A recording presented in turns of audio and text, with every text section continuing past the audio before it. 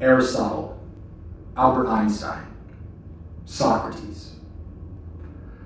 What do all these historical figures have in common? Well, they're known as some of the greatest minds that this earth has ever produced.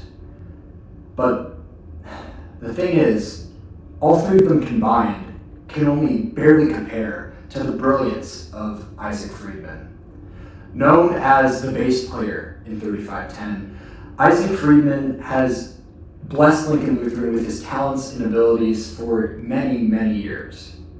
But is there more to this man than we already know? That is what this interview aims to answer. Join me for this brief glimpse inside the mind of Isaac Friedman.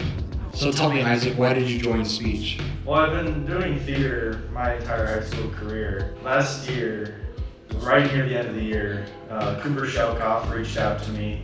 Isaac, I think you do good in an OID. So I considered it and I was like, okay, I'll do speech. And so I started off with OID. Then I joined STEP, and now I'm also going to do a humorous eventually once I get that going. Yeah, that's why I guess. So how did your first meet go, would you say? My first meet, it didn't go terrible. Like my first extemp round, I got 3rd out of 4th, which was better than I was expecting. Yeah. Because I did not do great. But OID, we were over time. Not great, but probably could have done better. What are your thoughts on our speech coaches? Patrick Brown, James Mosen, I like them. They're very supportive. It's fun when they bring in snacks, like when they brought in crumble cookie yesterday. That was very good. Yeah, that was very tasty. Thank you, James. Thank you, Patrick. What about Chandler? Chandler's been very helpful in the growth of our OID, fixing of it, cleaning it up, helping us be better than we expected. It's normal. Okay. Turn around, mid-turn around, out. Does that make sense? Would you say that Chandler compliments you or gives you constructive criticism more? I'd say he gives us a little more criticism. And like the one issue you have, which it makes sense in normal conversation, but in speech it makes it look sloppy, is you do a lot of like, you know, just like, well, like, here's the issue. Every time you say cronk, it should be, like, she says it like, runk, you know? Yeah. She says it like that. So you mentioned earlier how you do drama and how that was sort of your inspiration, your catalyst for doing speech.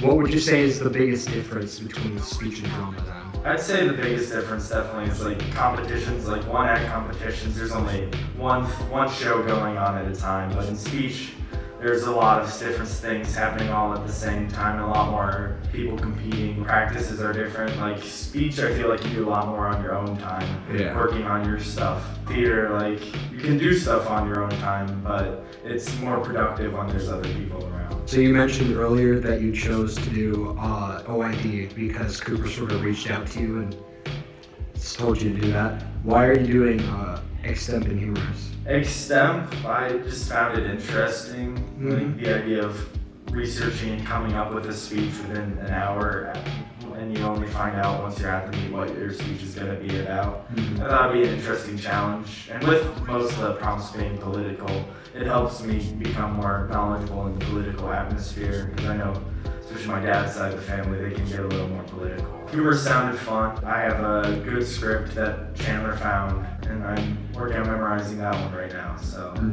it'll be pretty fun once it gets going. Do you have any goals for like how the season will go, or? Yeah, I know especially with the OID team, we really want to be able to go to state alongside your OID team, the other team. I don't think I'm gonna do super great in extemp, which I'm fine with, but humorous, I also want to be able to get that to state, or at least do decent at districts.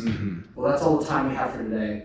I truly hope that this interview has changed your world, as it has changed mine. I believe we can all live our lives a little more like Isaac Friedman. Taking in his brilliance and genius has really allowed me to learn and grow more as a person, and I can't wait to see what impact it has on me in the future. Goodbye.